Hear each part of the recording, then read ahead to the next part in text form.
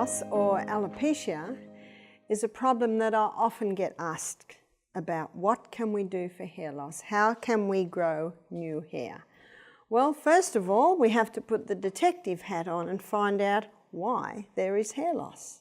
So what would be some of the most common causes of hair loss? Well, one friend of mine, she always dyed her hair. Her hair, she was showing grey hair from a very early age, and so from about the age of 30, she began to dye her hair. Now you can get a hair dye made of henna, and henna is a plant that can dye your hair, and that is not toxic. But my friend did not use that one. She used a chemical hair dye, and little by little it was killing off her follicles where the hair grows. So it can be chemicals on the hair. Another friend of mine did not like her very curly hair, and so all her life, from probably about her late teens right up until her 50s, she straightened her hair. Now the solutions that they use to straighten the hair, or for people with straight hair that want curly hair, it is a very toxic chemical. So what happens is, if a person wants to straighten their hair, what the hairdresser does is pull the hair over great big rods like that. And so the curly hair that's this curly, of course, gets pulled over them, and that straightens it. But if a person's got straight hair and they want curly hair, well, the rods are that big and they stretch the hair around and around and around. So whether it's to straighten the hair or whether it's to curl the hair, they put this toxic solution on. It's a strong chemical, and what it does is it breaks all the little joins in the hair, because hair has all these little joins like this. So what it does is it breaks the joins, and then it's molded, of course, around either there for the curl or there for the straight. And then when all of those little bonds are broken and it's been stretched into a certain shape, they rinse off that chemical, and then they put another chemical on to set it. So to set the bonds together, and then that sets the hair structure as straight or as curly. So basically that's how the hair is permed. When I first left school at the age of 16, I was a hairdresser for about 4 years, and we used to do a lot of perms. And that's how they perm hair, whether it be straight or whether it be curly. But when those chemicals are constantly going on the hair, little by little, they kill the hair follicles.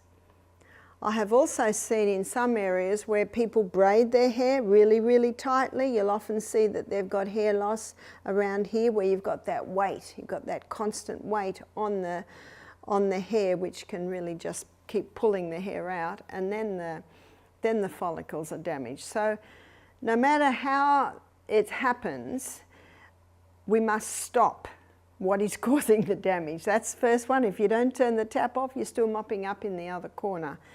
Sometimes I see hair loss in a hormonal imbalance. So if it's a hormonal imbalance, then the hormones must be balanced back again.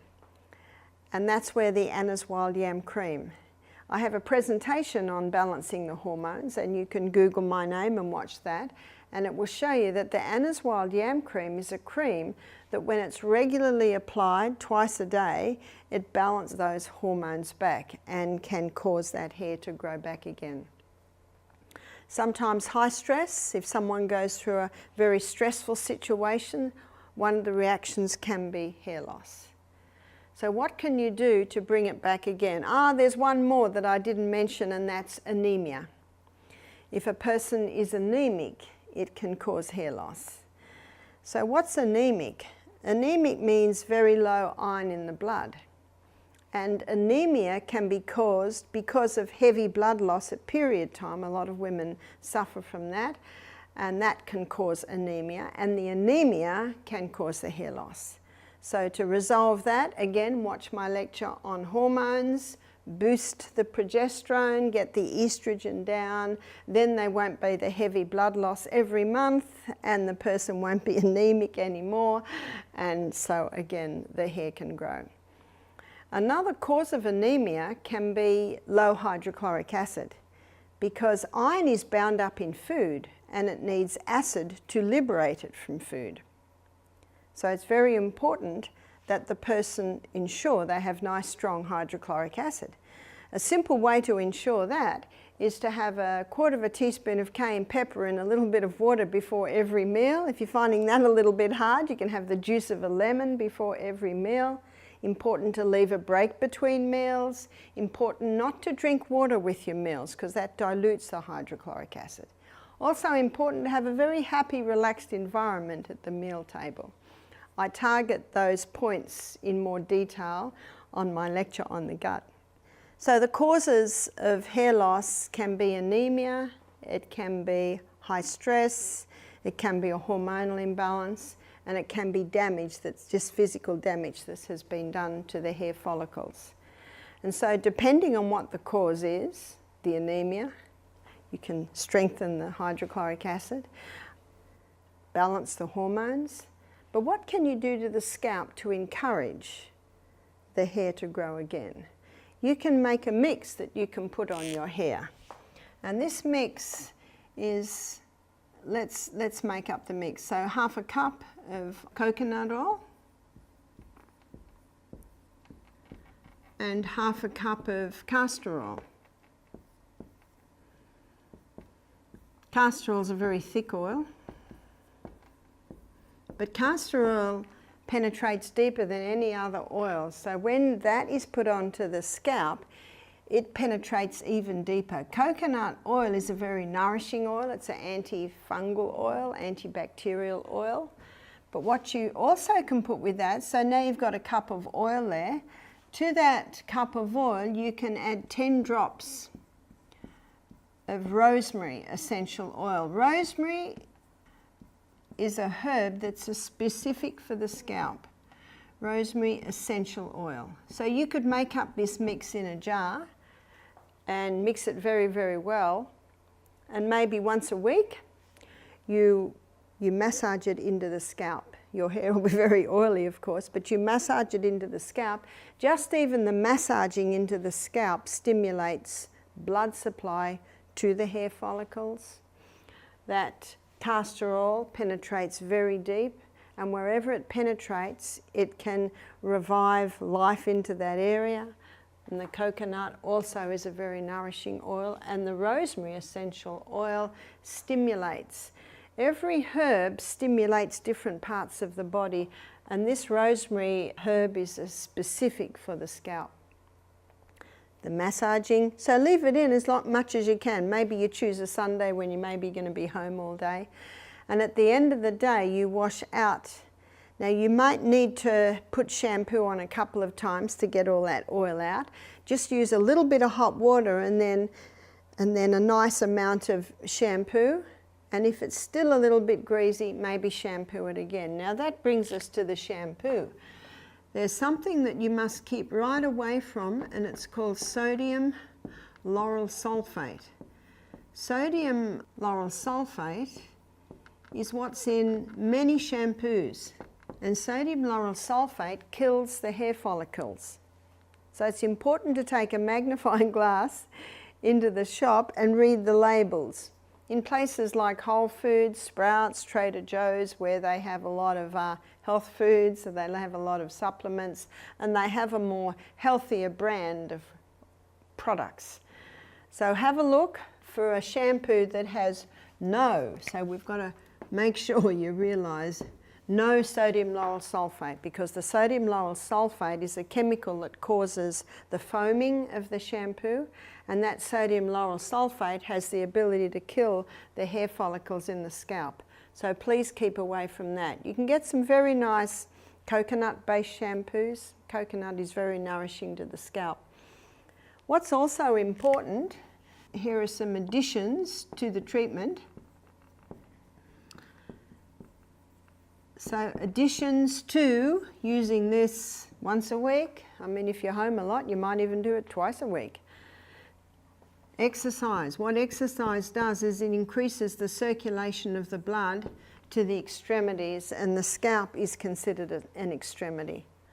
So exercise daily, especially the high intensity interval training. The high intensity interval training, because of the periods of very high intensity, that really gets the blood moving out to the extremities. So that should be done daily. And hydration, keep well hydration. Remember, the rule of thumb is 8 glasses to 100 pounds body weight. That's a good rule of thumb too, to know how much water to give the children. Nourishment. We need to nourish that scalp from the inside, because your scalp is fed by your blood.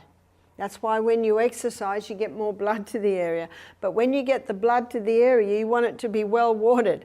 Exercise will automatically put the oxygen in there. And nourishment, we need to be having a high fibre diet, high fibre.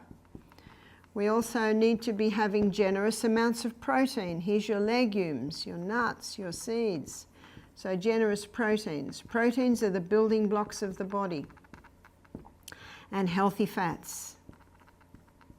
So there's your nuts, your seeds, your avocados, coconut and olive oil. Myself, I prefer the taste of the olive oil. We had a Fijian cook for a while and they preferred the taste of the coconut oil. So whatever your preference is. It's a very concentrated food. You do not need very much, just a little bit, but it certainly can make food taste nice. We had big baked potatoes here yesterday. I opened my baked potato and I said to the cook, have you got a bit of olive oil there? Very nice to sprinkle a little olive oil in there and Celtic salt. Oh, it makes potatoes very nice. So nourishment is necessary, and remember, when healing happens at twice the rate, sleep. You want to heal, you've got to get 8 hours. 8 hours, not negotiable, every night. The sleep is vital. The sleep is not negotiable. If you're not used to that much sleep, little by little by little, you can train yourself back into sleeping longer. Rome wasn't built in a day, but little by little by little, as you take those steps that are conducive to good sleep, breakfast like a king, lunch like a queen, light or no evening meal, going to bed early, soft lights, soft music, fresh air coming in, nice clean, natural fibre sheets and pillows, all of this is conducive to a good night's sleep. And you will find that little by little, the hair just might start to grow.